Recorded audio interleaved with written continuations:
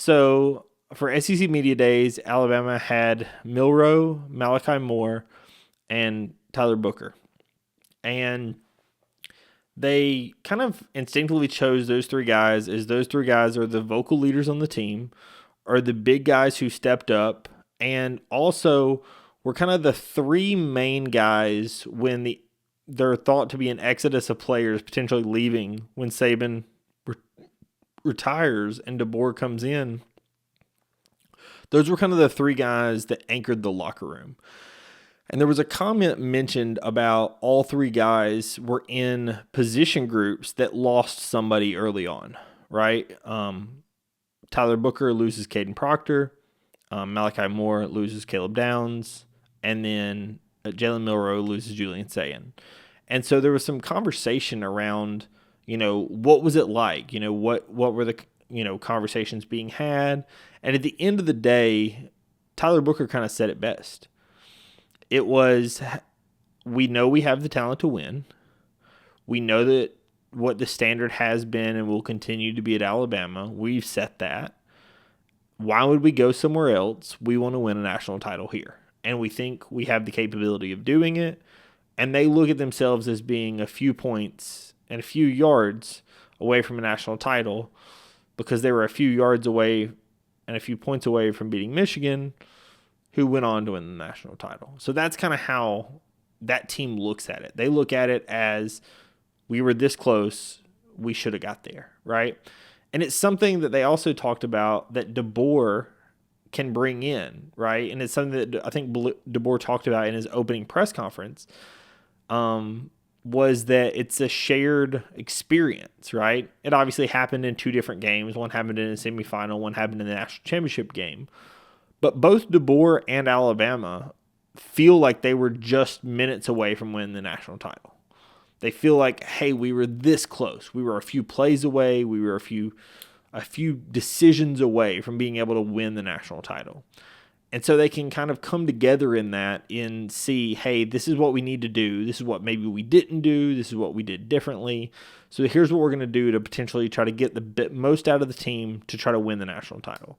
And so that's something that I think that, you're going to hear kind of talked about throughout the season, kind of that camaraderie that can be brought in, even though they were on different teams, that they can kind of connect with each other on that basis. The other thing that kind of was brought up, and I want to mention this because I thought it was super funny, there were a lot of comments made around Nick Saban, and we're going to talk a little bit more about Saban, later on in the show, but there was Nick Saban was asked who he thought would be in the SEC title game, and he picked Texas and Georgia. And he, picked those teams, and so it was asked of Tyler Booker, hey, what do you think about this, right? Most of the players were asked about this, but I thought Tyler Booker gave kind of the best answer. And it was, he said, at the end of the day, I don't deal in hypotheticals. That's something Coach Saban taught me.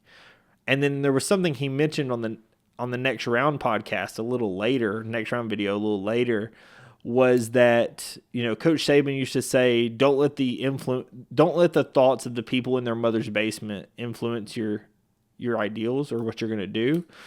And Tyler Booker said, well, I can't let someone who's playing a lot of golf every day influence what I feel. Obviously, poking fun at Nick, went on to say, obviously, he has a great relationship with Nick. He loves Nick. But I thought that it was just funny that,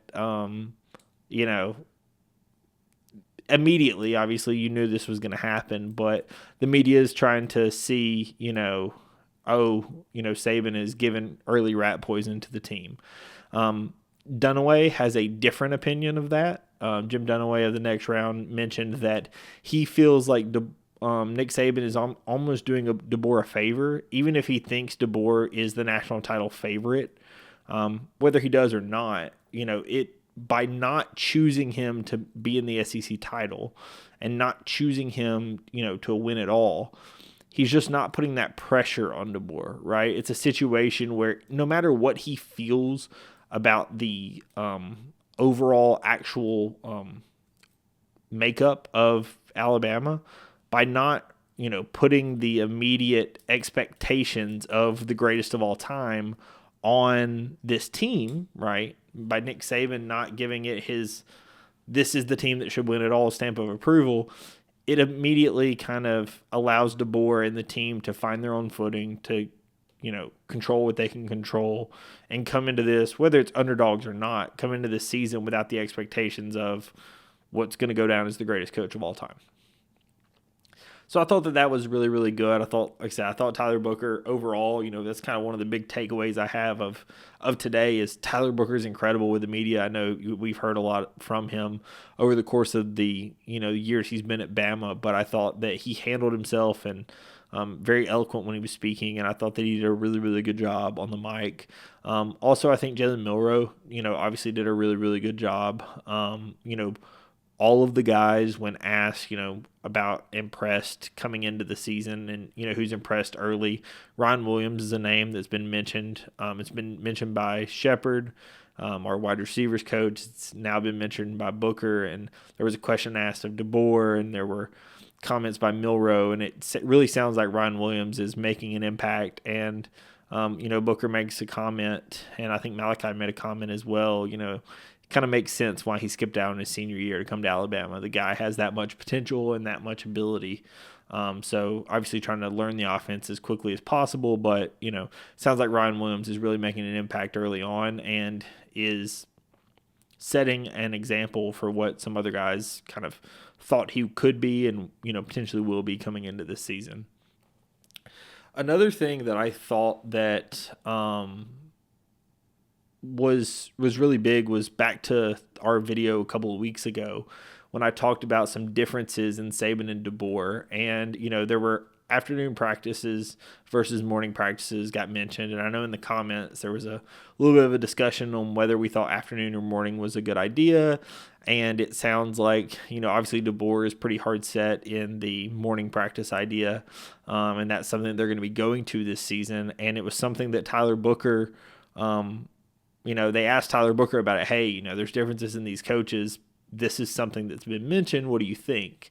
And his idea, that he at least explained was he felt like it was a good thing to be able to have the practice early, then be able to have position meetings and such a little later. Obviously have your classes, then have position meetings and such a little later before you have your study halls and whatever to rest and recover before the next day. And he felt like there was just a little bit extra, more an extra time in the day, potentially, versus the afternoon practices where, sometimes these guys would have practice and then, meetings and such, and then you're rushing to get to study hall, and it just felt like it was a little bit more crammed at the end, at least based on his explanation. So it is something that it sounds like the players really enjoy. Another thing that I thought that Malachi mentioned that was really funny, and definitely just goes to explain the different personality of the two guys. They asked him, what's been the biggest difference between Saban and DeBoer? Or tell us a story, actually. And he goes, well, I'm just going to give you a little bit of a difference. I don't have a full story, and he explained that, Saban was kind of well known what he wore at practice. If it was a hot day, like Alabama summers quite often are, he was wearing his straw hat, his vest with a shirt under it, and some khaki shorts. And so you always knew that's what Saban was wearing. That's what he always wore. That's who he is. And he said you will often also see him mostly around the defense. Not to say that you wouldn't see him near the offense, but he was mostly during the defense. And he said in DeBoer, DeBoer obviously changes it up a little bit. You never know what he's wearing. Sometimes he'll just wear a regular Alabama hat or a different Alabama shirt. And if you've seen any of the photos out of practice, he wears a lot of the things you just see walking around. And one day Malachi was there and he was on that side of the ball, and all of a sudden he just realized, oh, that's actually DeBoer standing next to me. And so it was a standpoint of, from everything that I have seen, read, heard, it sounds like DeBoer is a little bit, hands-off is not the right word, or maybe not the right phrase, but it sounds like DeBoer really likes to have his players have a huge impact on how practices go and doesn't want to be that super in-your-face, forceful guy. And I know that's been a huge conversation between Saban and DeBoer, And not that one way is better than the other, but obviously that their styles are different in that way.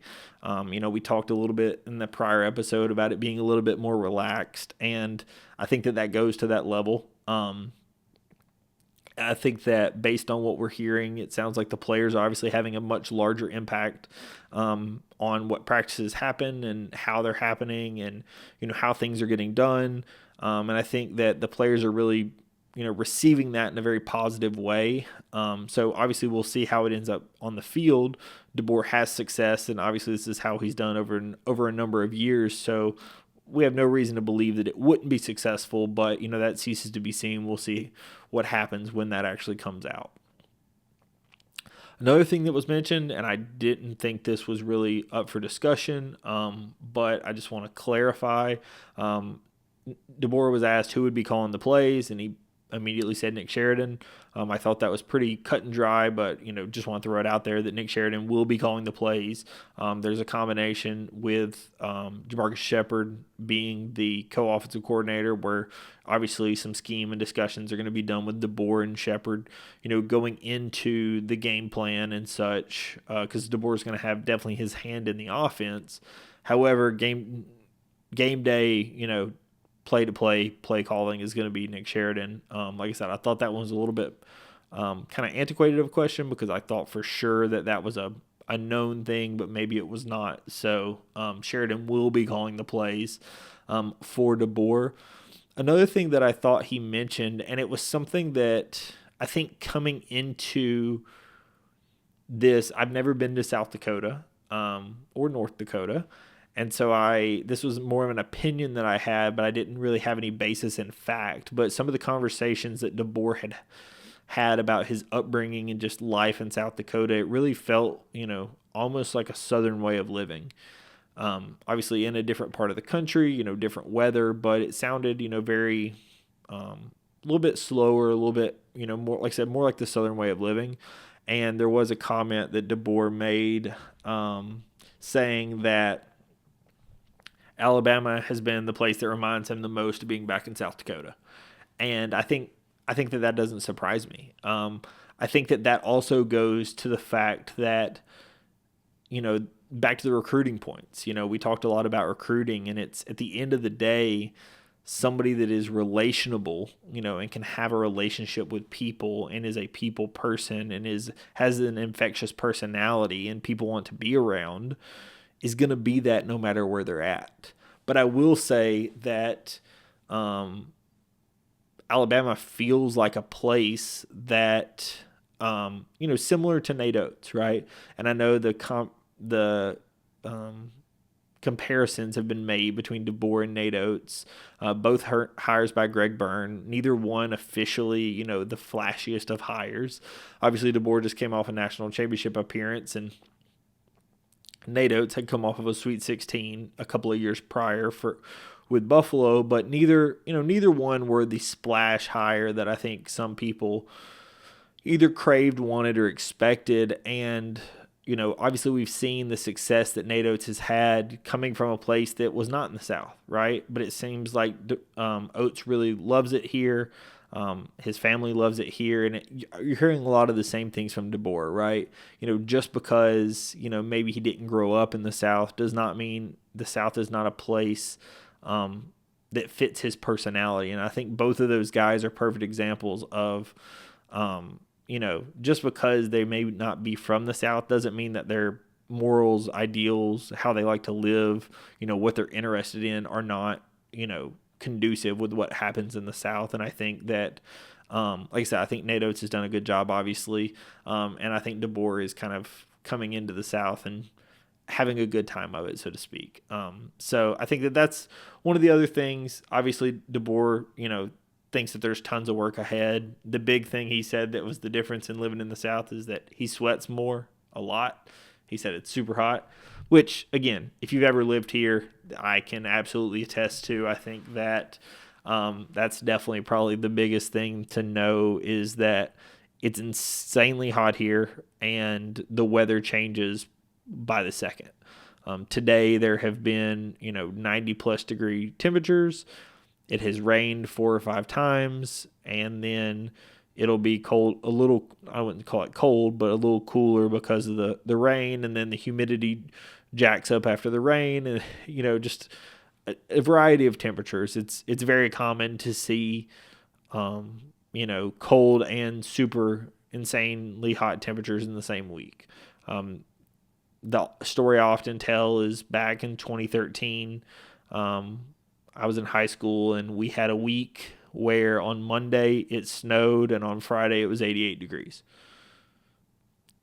And that's just life in Alabama, right? The temperature changes almost immediately, and it's something that I think DeBoer will get used to. Obviously, the players are hopefully used to it at this point. The new players are getting accustomed to it, but it is something that you have to deal with, obviously, here in Alabama, and the indoor practice facility.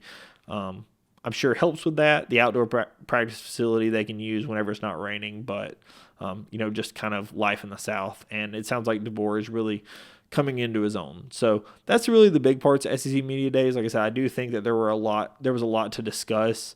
Regarding that, I think that all the players that spoke did a really good job.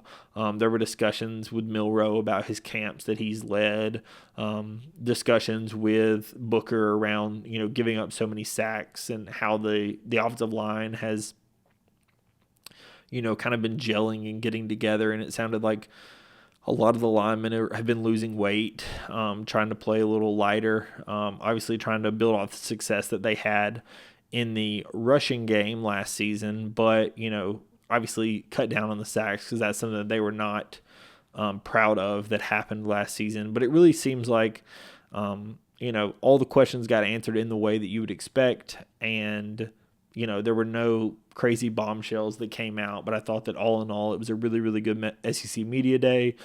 First, SEC Media Day for DeBoer, and I think that he passed it with absolute flying colors.